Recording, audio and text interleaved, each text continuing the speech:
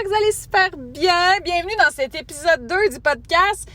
Moi qui croyais en faire un à toutes les semaines, je vous confirme que ça n'a pas été comme je voulais. J'ai pas nécessairement pris le temps au travers de mes journées pour faire ça. Il me semble que les semaines passent très très vite avec le petit de 5 semaines. Donc voilà, là, encore une fois, je suis en char. Je pense que j'aurais dû appeler ce podcast-là genre road trip avec Jonini, genre. Ça aurait été plus d'occasion.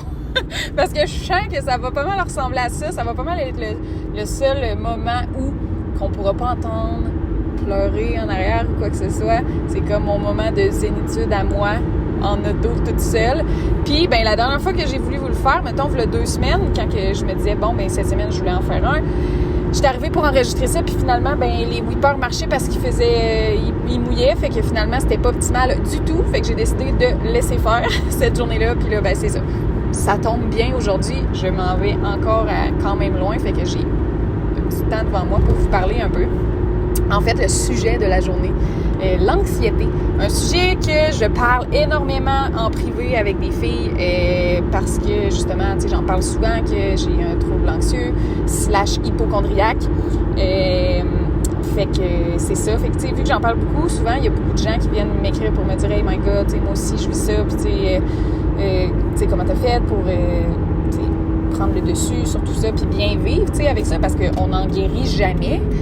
Je vais toujours avoir un trouble anxieux puis d'hypochondrie, là, tu sais, ça va, c'est juste que j'ai appris à bien vivre avec ça.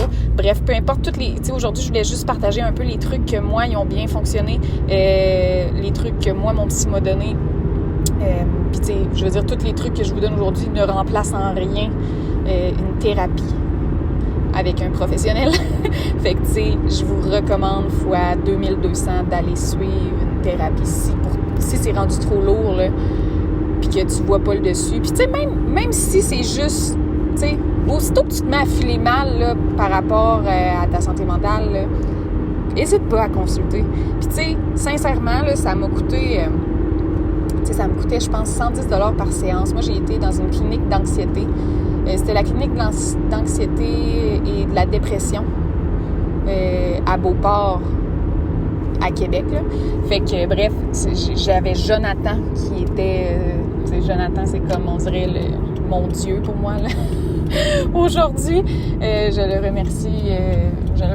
remercierai jamais assez parce que je serais pas où je suis aujourd'hui si j'avais pas fait cette démarche-là d'aller le rencontrer puis de travailler sur moi-même. Bref, fait que je vous recommande fois 1000 de vous trouver un professionnel qui va pouvoir vous aider. Mais connecte à ça si vous voulez utiliser mes trucs, genre, c'est bien parfait. Juste pour vous donner une idée, c'est ça, je vous disais que ça m'a coûté 110$ par séance, puis j'y étais pendant 7 mois, environ, ouais, pendant 7 mois. Puis je vous confirme là, que même si à la place, mettons qu'on me revire, on me remet avant ça, puis qu'on me dit ça va te coûter 10 000, je vous jure que je prends un prêt accordé. Je prends un fucking prêt accordé pour pouvoir, refaire cette thérapie-là, parce que je le sais à quel point que, finalement, genre, il n'y a pas de prix pour à quel point je suis bien aujourd'hui.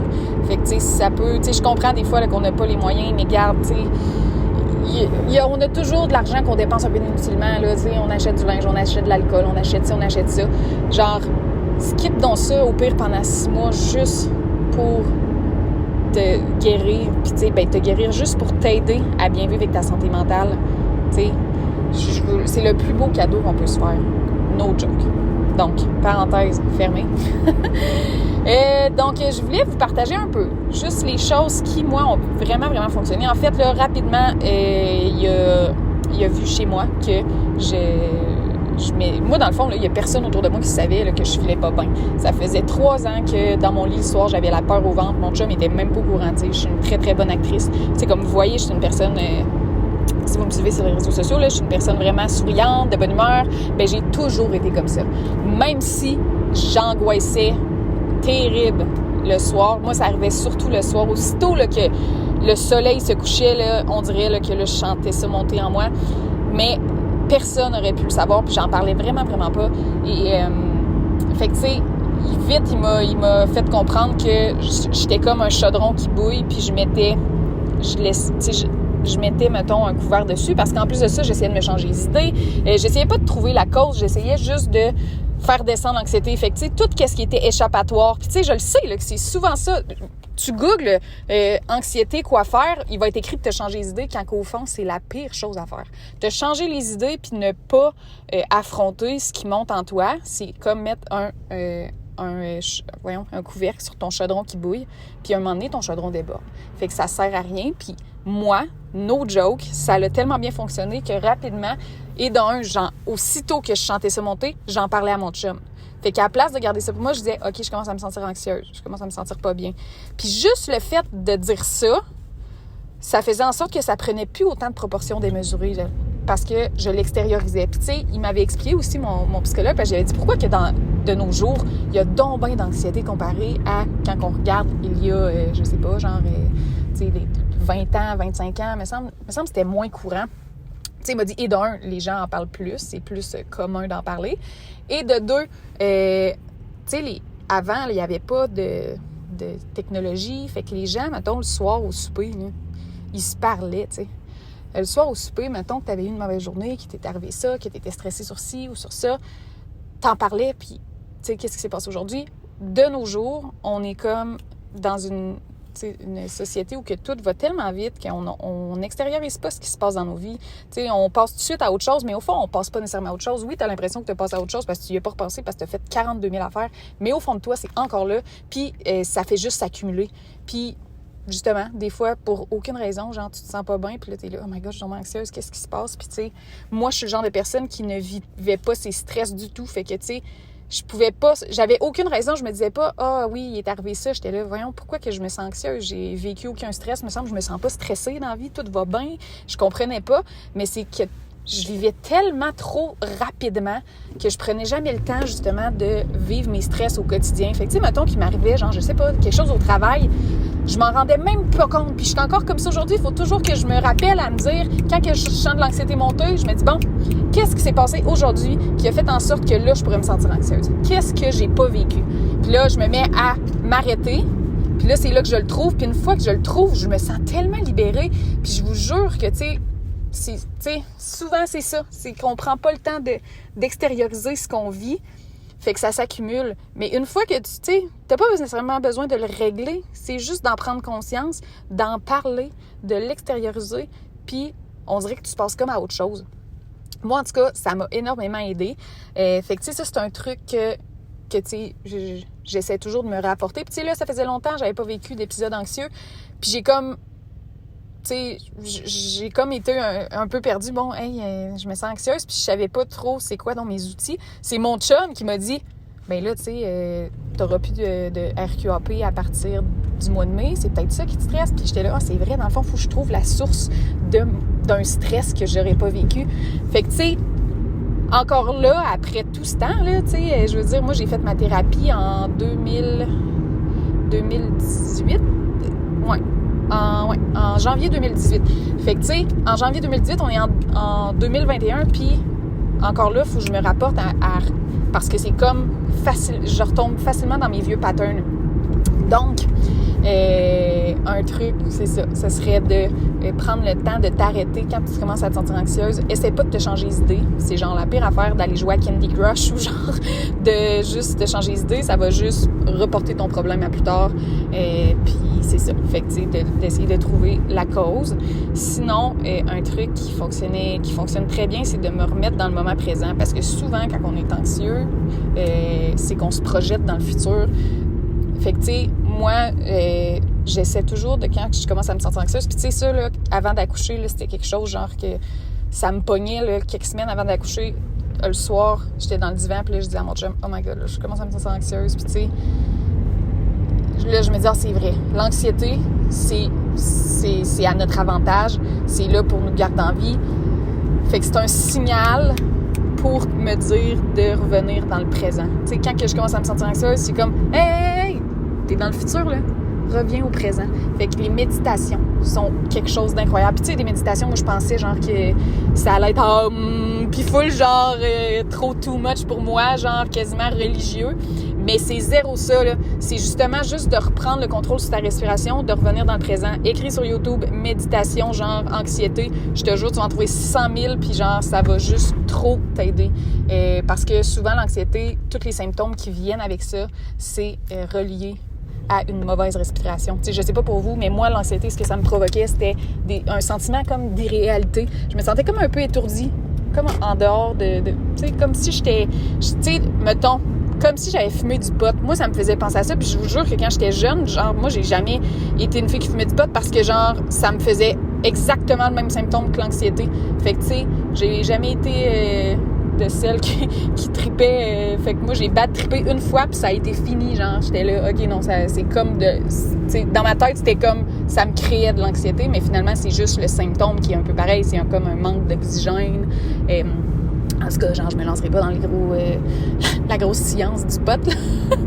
Mais c'est ça. Fait que tous les symptômes, puis tu sais, moi, c'est dans ma thérapie qui m'a fait prendre conscience de ça, que tu sais, je me sentais hyper vigilante. Puis tu sais, il me disait, tes pupilles se dilatent quand t'es anxieuse à cause de, tu sais, tu deviens comme s'il y avait un ours qui te courait après.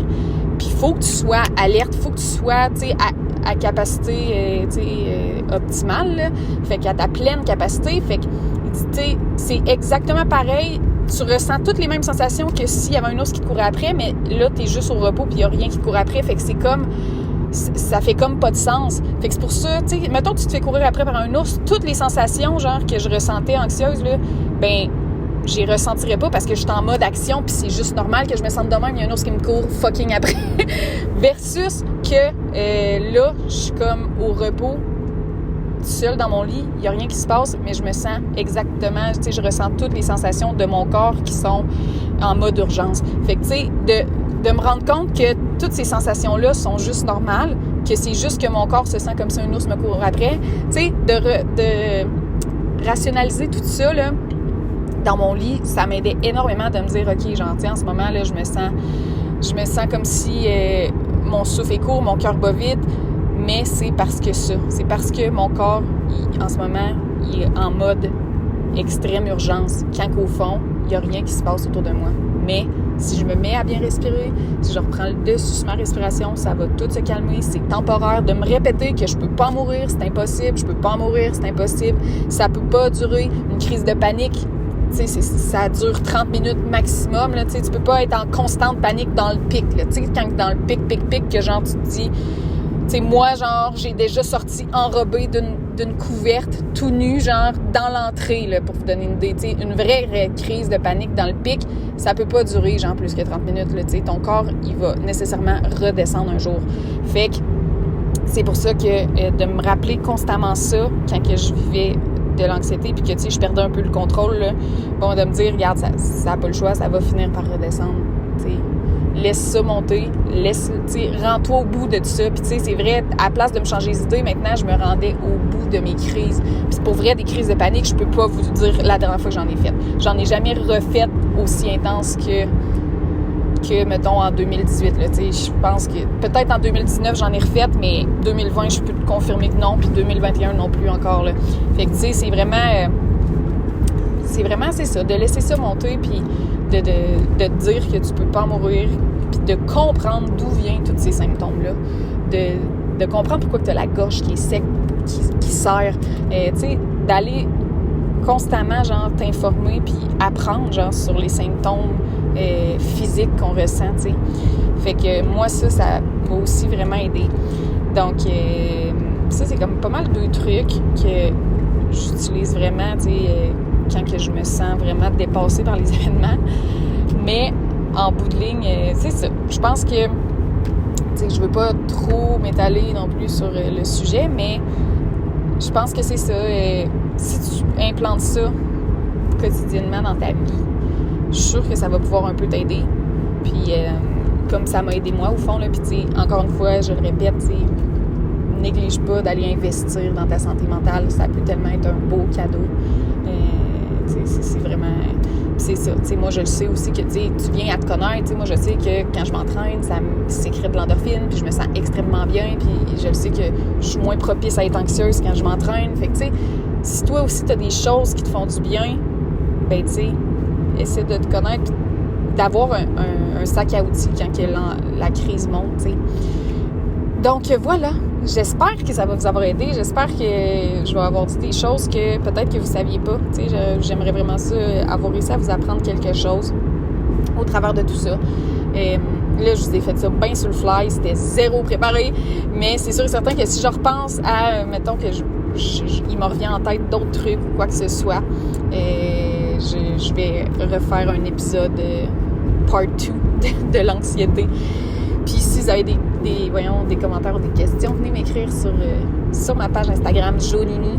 Ça va me faire un énorme plaisir d'y répondre ou c'est ça, de juste jaser avec vous. Donc sur ce, je vous souhaite une merveilleuse journée et on se reparle bientôt!